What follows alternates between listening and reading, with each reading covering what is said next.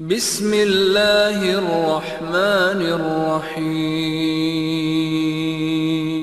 إن الحمد لله نحمده ونستعينه ونستغفره ونعوذ بالله من شرور أنفسنا ومن سيئات أعمالنا من يهده الله فلا مضل له ومن يضلل فلا هادي له وأشهد أن لا إله إلا الله وحده لا شريك له وأشهد أن محمدًا عبده ورسوله يا أيها الذين آمنوا اتقوا الله حق تقاته ولا تموتن إلا وأنتم مسلمون يا أيها الناس اتقوا ربكم الذي خلقكم من نفس واحدة وخلق منها زوجها وبث منهما رجالا كثيرا ونساء واتقوا الله الذي تساءلون به والأرحام إن الله كان عليكم رقيبا يا أيها الذين آمنوا اتقوا الله وقولوا قولا سديدا يصلح لكم أعمالكم ويغفر لكم ذنوبكم ومن يطع الله ورسوله فقد فاز فوزا عظيما أما بعد فإن خير الحديث كتاب الله وخير الهدي هدي محمد صلى الله عليه وسلم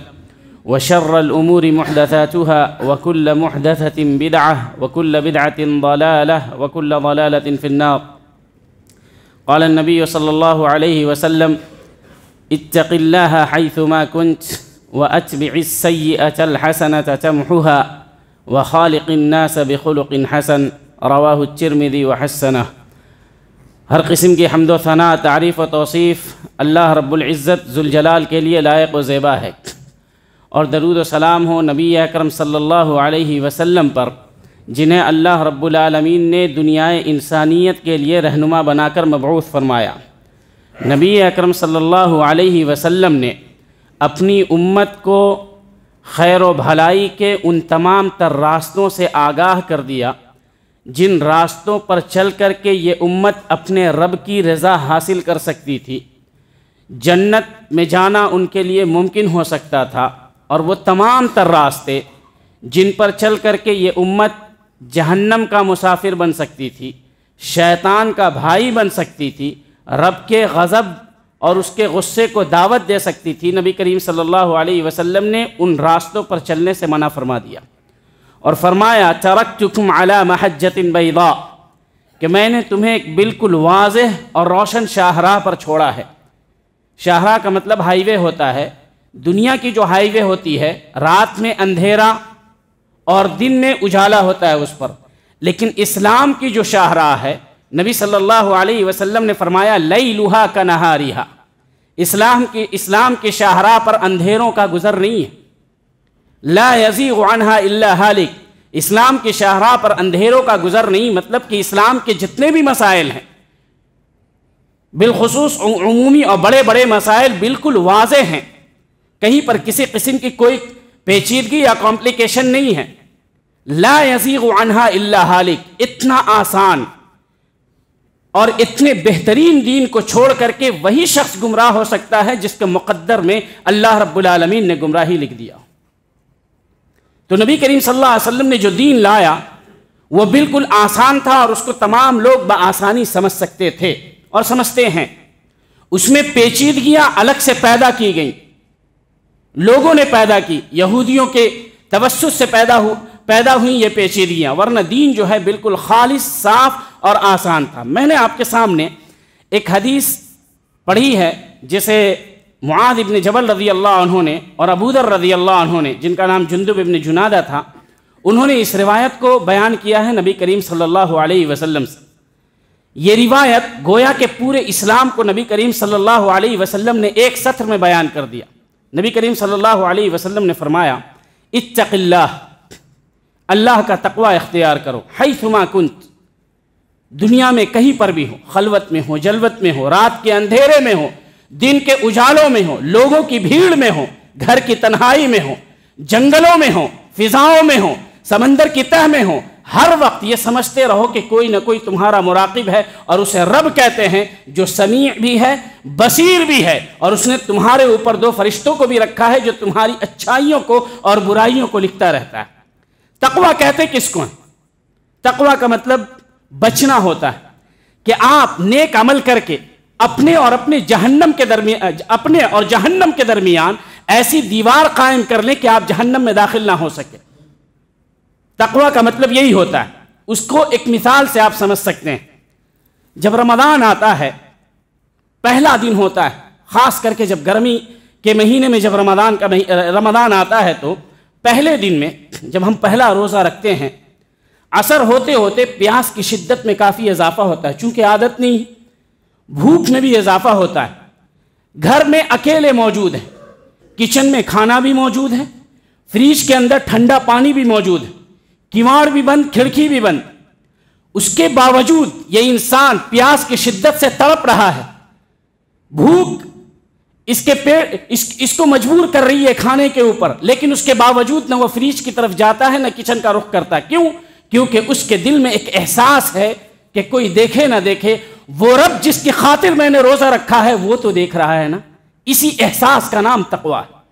باقی تقویٰ اس کو نہیں کہتے کہ ہم ابھی آپ کے سامنے آ کر کے تقویٰ کی بات بیان کر دیے، آپ بولے بڑے متقی مولانا تھے اس لیے تقویٰ کی بات بیان کر دیے، آپ کو برائی سے روک دیے، پیچھے جا کر کے برائی کر رہے، بالکل بھی نہیں۔ تقویٰ کا تعلق رب سے ہے اور وہ تقویٰ دل میں ہوتا ہے۔ اس لیے نبی صلی اللہ علیہ وسلم نے فرمایا التقویٰ ہا ہنا یشیر الی صدرہ 3 مرات، اپنے سینے کی طرف اشارہ کرتے ہوئے نبی صلی اللہ علیہ وسلم نے فرمایا تقویٰ دل میں ہوتا ہے، چہرے پر نہیں ہوتا ہے، لوگوں کے درمیان نہیں ہوتا ہے۔ آپ کی حالت لوگوں کے درمیان جیسی ہو، ہر بات میں سبحان اللہ، اللہ اکبر، جھوٹ سے پرہیز کرنا، ہر بات میں اسلام اسلام کرنا، ویسے ہی جب آپ اکیلے میں رہیں تو آپ کی حالت ویسے ہی ہو تو آپ متقی۔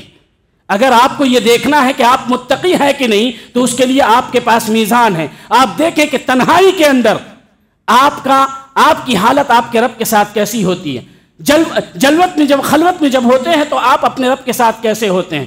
آپ یہ دیکھیں کہ ایک دشمن ہے، اس کے خلاف ایک دشمن ہے جس کے خلاف بولنے کا آپ کو موقع ملا، حالانکہ اس کے اوپر الزام ہے، وہاں پر آپ کے تقویٰ کا امتحان ہے کہ دشمن ہونے کے باوجود بھی اس کے حق میں گواہی دے، اس کے خلاف گواہی نہ دے۔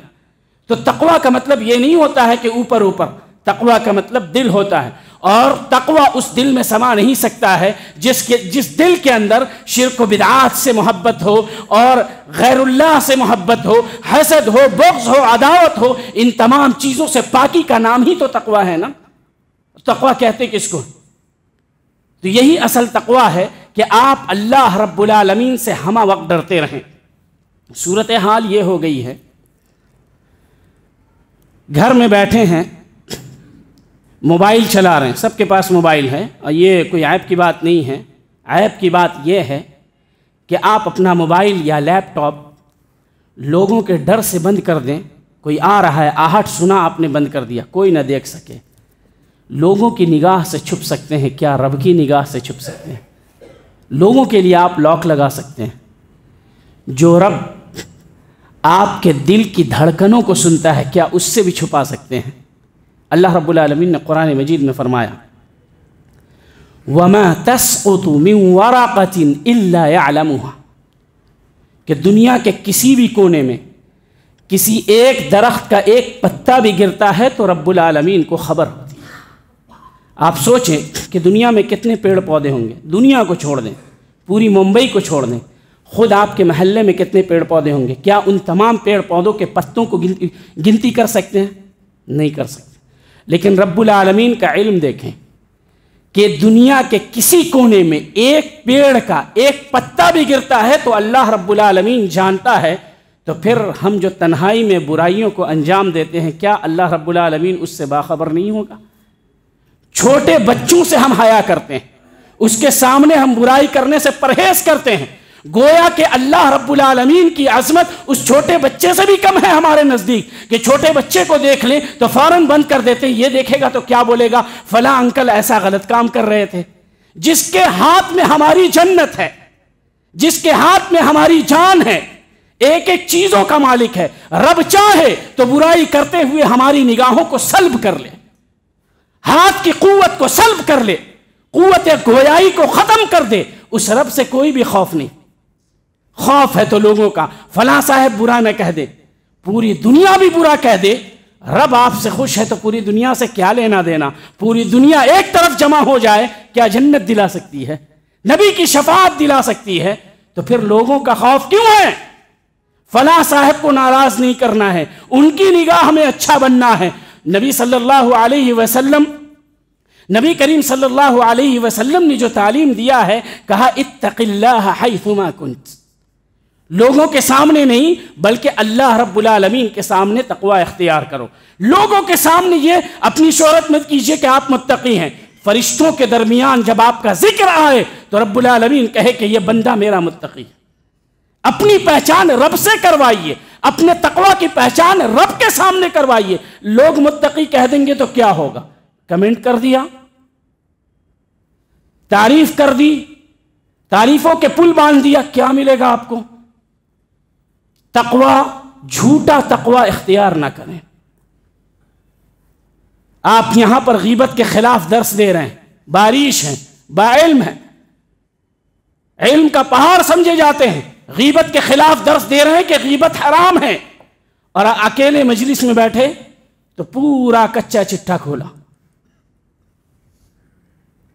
اس لیے آپ کوشش یہ کریں کہ آپ کا تعلق ہمیشہ آپ کے رب سے بنا رہے، ہمیشہ، اور رب سے بنا اسی وقت رہے گا جب رب کی خاطر کسی برائی کو چھوڑیں گے۔ کبھی آپ سوچیں کہ آپ نے رب کی خاطر کسی برائی کو چھوڑا؟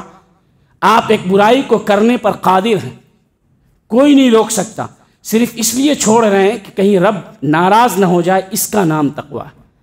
اس لیے چھوڑ رہے ہیں کہ فلاں صاحب کہیں گے کہ یہ حرام کھاتا ہے، فلاں صاحب کہیں گے کہ یہ فلاں گناہ میں ملوث ہے، تو اس کو تقویٰ نہیں کہتے ہیں، اس کو ریاکاری کہتے ہیں، کیونکہ آپ دوسرے کے لیے کر رہے ہیں۔ تو تقویٰ ایک عبادت ہے جو اللہ کے لیے کی جاتی ہے اور لوگوں کے لیے نہیں کی جاتی، اور ریاکاری شرک ہے۔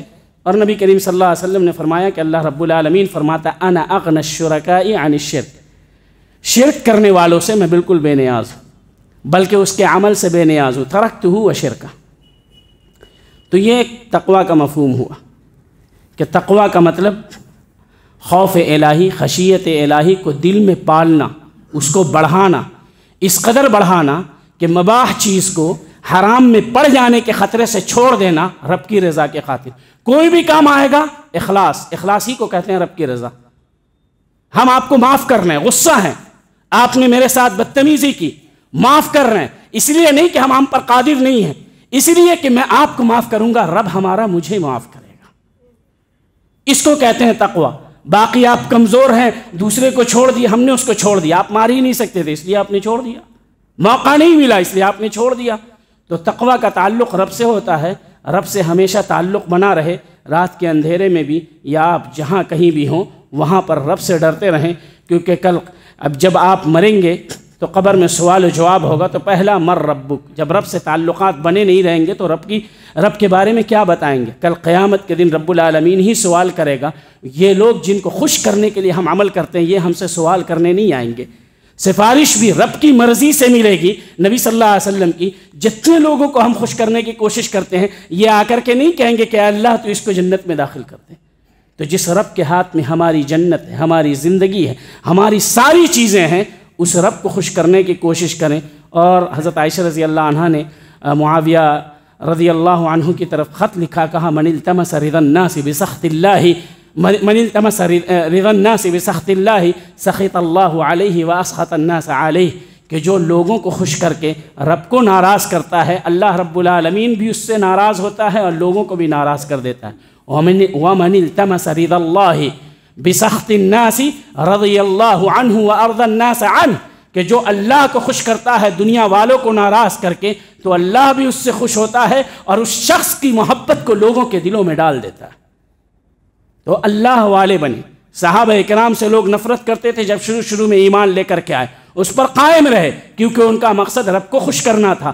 دن گزرتے گئے، سال گزرتے گئے، جب ان کے ایمان کا پوری طریقے سے امتحان ہو گیا تو وہی لوگ جو کل تلک ان کو قتل کرنے کے در پر ہوتے تھے، بعد میں ان سے اتنی محبت ہوئی کہ ان کی حفاظت کی خاطر اپنی جان کا نذرانہ پیش کرنے میں خوشی محسوس کرتے تھے۔ تو رب سے جب تعلق ہوتا ہے تو آپ کے دل کی صفائی ہوتی رہتی ہے، اور کوئی بھی عمل جب کرے تو اس کے اندر اخلاص و للہیت ہونی چاہیے۔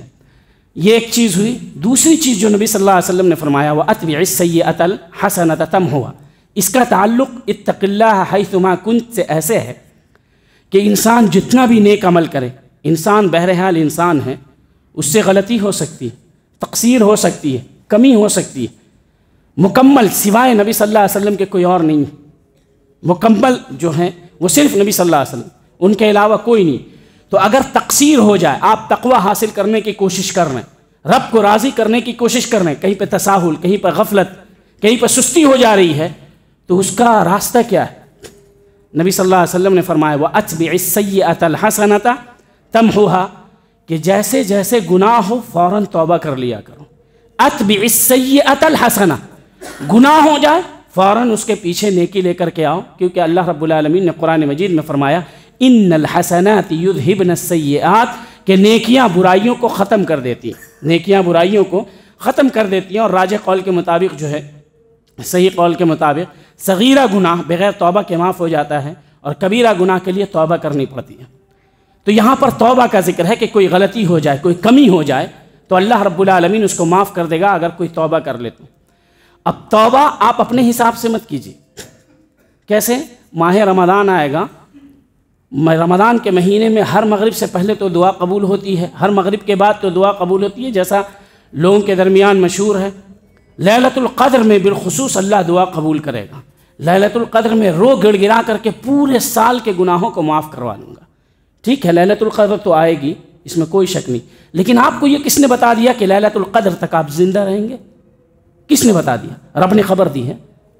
مان لیا کوئی اگلے ہفتے عمرہ کرنے کے لیے جا رہا ہے، بھائی کا مال، بھائی کا حق مارا ہوا ہے، کسی پر اس نے ظلم کیا ہے، باطل طریقے سے مال کماتا ہے، سوچ رہا ہے کہ جاؤں گا حج کے اندر عمرہ کرنے کے لیے، خانہ کعبہ کی چادر پکڑ کر کے گریہ ہوزاری کروں گا، رب العالمین معاف کر دے گا، کیونکہ وہ توبہ کرنے والے کی توبہ کو قبول کرتا ہے۔ کعبہ بھی ہوگا، چادر بھی ہوگی، لوگ جائیں گے بھی، لیکن آپ جا پائیں گے کہ نہیں، یہ آپ یقین سے کیسے کہہ رہے ہیں؟ کیا آپ نے اپنی موت کی خبر رب العالمین سے حاصل کر لی ہے؟ تو اس لیے کسی کو نہیں پتا کہ موت کب آئے گی، کسی کو نہیں پتا موت کب آئے گی۔ اور جن کے پیچھے تمام انبیاء کرام نے نماز پڑھی تھی، جن کو اللہ نے عرش تک بلوا کر کے کلام کیا تھا، ان کی حالت یہ تھی کہ صبح سے شام تک کی مجلس میں 70 سے 100 مرتبہ رب سے کہتے میرے رب تو میرے گناہوں کو معاف فرما دے۔ کون؟ جن کے پاس گناہ نہیں تھے۔ لِيَغْفِرَ لَكَ اللَّهُ مَا تَقَدَّمَ مِن ذَنبِكَ وَمَا تَأَخَّرَ، کہ اللہ نے آپ کے اگلے پچھلے تمام گناہوں کو معاف کر دیا ہے، پھر بھی نبی کی صبح سے شام تک یہ حالت تھی میرے رب گناہوں کو معاف فرما دے۔ یہ مجلس میں، مجلس کے علاوہ کتنی تھی یہ کسی کو نہیں معلوم۔ آپ سوچیں کہ ہمارے نبی کی یہ حالت ہے، اور نبی کے راستے پر چلنے والوں کی کیا حالت ہے۔ توبہ کو سینت کر کے رکھتے ہیں کہ آئندہ سال کر لیں گے، حج میں کر لیں گے، بوڑھے ہوں گے تو کوئی کام نہیں رہے گا، کونے میں مصلی بچھا کر کے کر لیں گے۔ ہم کسی کو کچھ بھی نہیں پتا کہ کب کیا ہو جائے، ابھی مسجد سے نکل کر کے جائیں، پتہ نہیں کل کس پر جنازہ پڑھنے کی نوبت آ جائے۔ تو وَأَتْبِعِ السَّيِّئَةَ الْحَسَنَةَ، اتبع کا مطلب فوراً لانا ہوتا ہے، پیچھے چلنا ہوتا ہے، جیسے گناہ ہو فوراً توبہ کیجیے، اے اللہ معاف کر دے۔ تو ایک یہ چیز ہوئی۔ اور اللہ نے قرآن مجید میں فرمایا وَلَيْسَتِ التَّوْبَةُ لِلَّذِينَ يَعْمَلُونَ السُّوءَ بِجَهَالَةٍ ثُمَّ يَتُوبُونَ مِنْ قَرِيبٍ إِنَّمَا التَّوْبَةُ عَلَى الَّذِينَ يَعْمَلُونَ السُّوءَ بِجَهَالَةٍ ثُمَّ يَتُوبُونَ مِنْ قَرِيبٍ، جو فوراً توبہ کرتے ہیں، توبہ کو تاخیر سے نہیں کرتے ہیں۔ کوئی کرے، اگر کسی کو توفیق مل جائے، تاخیر سے کر رہا ہے، زندہ ہے، توفیق مل جائے، سچی توبہ کر رہا ہے تو اللہ رب العالمین قبول کرتا ہے۔ لیکن تاخیر سے علماء نے اس لیے منع کیا ہے توبہ کو تاخیر کرنے سے کہ تاخیر کرو گے پتہ نہیں گناہ اس قدر زیادہ ہو جائے کہ دل سیاہ ہو جائے، پھر تم کو توبہ کی توفیق نہ ملے۔ اللہ کتنے گناہ کو معاف کر سکتا ہے؟ اگر کوئی توبہ کرنے والا بولے کہ میری عمر 40 سے 45 سال کی ہے، دنیا کے جتنے کرائم ہیں میں سب کر چکا ہوں، کیا اللہ ان تمام کو معاف فرما دے گا؟ جب اللہ شرک کو معاف کر سکتا ہے تو پھر دیگر گناہ تو شرک کے سامنے ہیچ ہیں، کم ہیں، اس کو کیوں نہیں معاف کرے گا؟ ایک حدیث ہے، نبی صلی اللہ علیہ وسلم فرمایا، حدیث قدسی، نبی صلی اللہ علیہ وسلم نے فرمایا یا ابن آدم لو بلغت ذنوبك عنان السماء ثم استغفرتنی لغفرت لك ولا ابالی، کہ اگر کوئی انسان اتنا گناہ کرے، یہ ایک انسان کی بات ہو رہی ہے، اتنا گناہ کرے، صرف ایک انسان کے گناہوں سے پوری دنیا بھر جائے، اور پوری دنیا کا کتنا رقبہ ہے ہم آپ نہیں جانتے، پوری دنیا بھر جائے، پھر بھی وہ گناہ کرتا جائے، اور اس قدر گناہ کرتا جائے کہ اس کے گناہ بلند ہوتے ہوتے آسمان کے بادلوں کو چھوئیں، اس کے بعد اللہ کہتا ہے کہ ایسا شخص بھی اگر مجھ سے سچی توبہ کرے گا تو میں ایک سچی توبہ میں اس کے تمام تر گناہوں کو معاف فرما دوں گا۔ کیا اس سے بھی بڑھ کر کے کوئی رحیم رب ہو سکتا ہے؟ اور نبی صلی اللہ علیہ وسلم نے فرمایا، صحیح روایت ہے کہ رب دن میں دونوں ہاتھوں کو پھیلاتا ہے کہ رات میں برائی کرنے والا آئے اور توبہ کر لے، اور رات میں دونوں ہاتھوں کو پھیلاتا ہے کہ دن میں برائی کرنے والا آئے توبہ کر لے۔ ایسا رحیم رب کہاں پائیں گے؟ لیکن اس توبہ کی مہلت صرف اور صرف اس وقت تک ہے جب تک جسم کے اندر روح باقی ہے۔ رب العالمین کی رحمت کا کیا کہنا، ان کے اسماء سے، اللہ رب العالمین کے اسماء و صفات کو اگر آپ جانیں گے اور اس کی معانی کو آپ سمجھیں گے، اس کی حقیقت کو سمجھیں گے، تو یقین جانے کہ آپ حیران رہ جائیں گے۔ الرحمن یہ اللہ رب العالمین کی ایک صفت ہے، رحمت اللہ رب العالمین کی صفت ہے۔ تو رحمت کا 100 حصہ اللہ رب العالمین کے پاس، رحمت کا 100 حصہ اللہ رب العالمین کے پاس تھا، اس نے اس میں سے 99 حصہ خود اپنے پاس رکھا اور ایک حصہ اس زمین پر اتارا، صرف ایک حصہ، اور اس ایک رحمت کے حصے کو پوری دنیا انسانیت اور جانوروں کے درمیان تقسیم کیا۔ اسی ایک رحمت کے حصے میں آپ دیکھتے ہیں کہ ایک ماں کو اپنے دودھ پیتے بچے سے کتنا پیار ہے، ایک باپ اپنے بیٹے سے کتنی محبت کرتا ہے، اسی ایک رحمت کے تقسیم شدہ حصے میں۔ ایک شیر درندہ ہونے کے باوجود اپنے بچوں سے کتنی محبت کرتا ہے، پھر جس رب کے پاس رحمت کے 99 حصے ہیں، وہ رب اپنے بندوں سے کتنی محبت کرتا ہوگا۔ بس شرط یہ ہے توبہ، گناہوں پر ندامت کر کے پھر نہ پلٹنے کا عزم ہو کہ دوبارہ نہیں کریں گے، اور پھر اس کے بعد رب کی طرف پلٹیں اور گناہ کریں، یقین جانیں کہ اللہ رب العالمین آپ کی دنیا کو بدل دے گا۔ شیطان یہاں پر ایک چیز کرتا ہے، آپ کو کہے گا کہ آپ تو پچھلے رمضان میں سچی توبہ کیے تھے، پھر عمرے پر گئے تھے، حج پر گئے تھے، پھر کیے تھے، تو آپ کیا سمجھتے ہیں آپ کا رب بار بار معاف کرے گا؟ یقیناً بار بار معاف کرے گا۔ یقیناً جتنی مرتبہ آپ اللہ رب العالمین سے توبہ کیجئے اتنی مرتبہ معاف کرے گا، لیکن ہر مرتبہ یاد رکھیے کہ ابھی توبہ کر رہا ہوں، گناہ کروں گا تو گناہ کی حالت میں موت ہوگی یا توبہ کی حالت میں، یہ علم صرف اللہ کو۔ تو اس لیے کوشش یہ ہونی چاہیے کہ کوئی بھی کمی ہو، کوئی بھی تقصیر ہو آپ سے، کوئی بھی گناہ ہو جائے، رب ہے، آپ ہیں، آپ کا رب ہے، بیچ میں جو فاصلہ ہے گناہوں کا فاصلہ ہے، روتے جائیں، گڑ گڑاتے جائیں، توبہ کرتے جائیں اور رب کی قربت کو حاصل کرتے جائیں۔ کوئی آپ کو آپ کے رب کے قریب ہونے سے نہیں روک سکتا، چاہے وہ جتنا بڑا علامہ کیوں نہ ہو۔ کوئی یہ نہیں کہہ سکتا کہ آپ کی توبہ قبول نہیں ہو سکتی، چاہے آپ کتنے بڑے مجرم کیوں نہ ہوں۔ اس لیے رب العالمین کی رحمت کا جب آپ کو پتہ چلتا ہے تو آپ یقیناً اس کی طرف مائل ہوتے ہیں کہ جب اتنا بڑا رب رحیم ہے تو ہماری توبہ اس کے دامن رحمت میں کیوں نہیں سما سکتی۔ تو اس لیے سچی توبہ کریں اور ہمیشہ کریں، اور نبی صلی اللہ علیہ وسلم نے تو سکھایا ہے کہ دن اور رات میں کم سے کم تو 100 مرتبہ تو توبہ ضرور کریں، کرتے رہیں حتیٰ کہ اللہ رب العالمین کی قربت حاصل ہو جائے۔ حدیث کا آخری جملہ ہے وَخَالِقِ النَّاسَ بِخُلُقٍ حَسَنٍ۔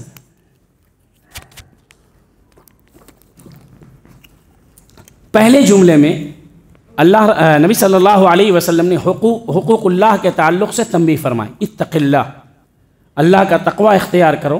تقوی کے اندر تمام عبادتیں داخل ہیں، تمام تر عبادتیں۔ پھر اس کے بعد نبی صلی اللہ علیہ وسلم نے بیچ میں ایک جملہ فرمایا کہ گناہ اگر ہو جائے، کمی ہو جائے، تو اس کا راستہ یہ ہے، اس کا سولوشن یہ ہے، حل یہ ہے کہ آپ اللہ سے توبہ کریں۔ تو پہلے حقوق اللہ کو ذکر کیا، پھر توبہ کو ذکر کیا، پھر حقوق العباد کو ذکر کیا، وَخَالِقِ النَّاسَ بِخُلُقٍ حَسَنٍ۔ لوگوں کے ساتھ اچھے اخلاق سے پیش آئیں۔ آپ نمازی ہیں، آپ عالم ہیں، بڑا علم ہے، تو یہ نہیں کہ آپ تکبر کریں، لوگوں سے ملے تو چہرہ کو بسور کر کے ملیں، اور پھر فرق کریں، فلاں آدمی بڑا مالدار ہے، فوراً لپک کر کے جا کر کے مل لیں۔ یہ مسجد کا دربان ہے، سلام بھی کر رہا ہے تو کنارے سے ہو کر کے گزر جا رہے ہیں، گویا کہ اس کا سلام اتنا ناگوار آپ کو گزر رہا۔ اخلاق ایسا نہیں ہوتا، اخلاق ایک بہتے پانی کے جیسا ہوتا ہے۔ بہتا پانی نہ گڑھا دیکھتا ہے اور نہ اونچائی کو دیکھتا ہے، وہ بہتا چلا جاتا ہے۔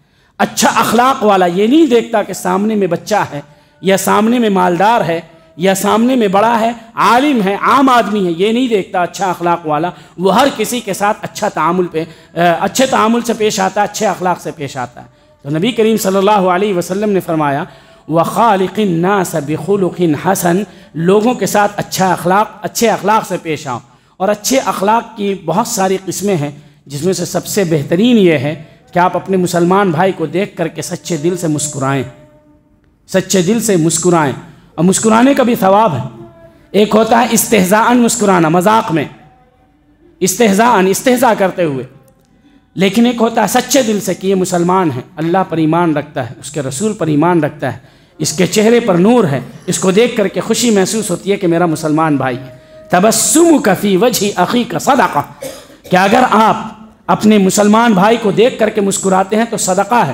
صدقہ کو معمولی نہ سمجھیں، صدقہ کو معمولی نہیں سمجھیں۔ نبی کریم صلی اللہ علیہ وسلم نے فرمایا ان الصدقۃ تطفئ غضب الرب ونار جہنم، کہ صدقہ اللہ کے غصے کو ٹھنڈا کرتی ہے یا کرتا ہے، اور جہنم کی آگ کو بھی ٹھنڈا کرتا ہے۔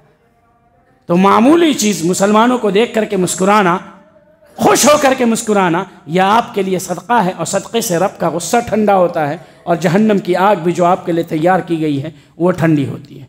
تو اخلاق کا مطلب یہی ہوتا ہے کہ آپ لوگوں کے تعلق سے اپنے دلوں کو صاف رکھیں۔ کچھ آپس میں رنجش ہو جائے، آپسی چپقلش ہو جائے، فوراً ایک دوسرے سے دل کی صفائی کر لیں، کیونکہ دل کی صفائی کرنا ایمان کا حصہ ہے، دل کی صفائی کرنا ایمان کا حصہ ہے۔ تو آپس میں ایک دوسرے سے ایک مل کر کے رہیں، اتحاد کے ساتھ رہیں، نفاق قلب میں نہ رہے، اخلاق ہو تو بہترین اخلاق ہو، اور اخلاق کی بہت زیادہ قدر و قیمت ہے اسلام میں۔ اس لیے نبی صلی اللہ علیہ وسلم نے فرمایا اثقل شیء فی المیزان یوم القیامہ، کہ قیامت کے دن سب سے بھاری چیز جو انسان کے نامہ اعمال میں ہوگی وہ حسن الخلق۔ اللہ رب العالمین نبی صلی اللہ علیہ وسلم نے فرمایا کہ انسان کا بہترین اخلاق ہوگا۔ بہترین اخلاق یہ نہیں ہے کہ مسکرا کر کے مل لیے اور جب چلے گئے، ارے اس آدمی کو نہیں جانتے ہیں، یہ باطل طریقے سے مال کھاتا ہے، یہ ایسا، اس کو بدترین اخلاق کہتے ہیں۔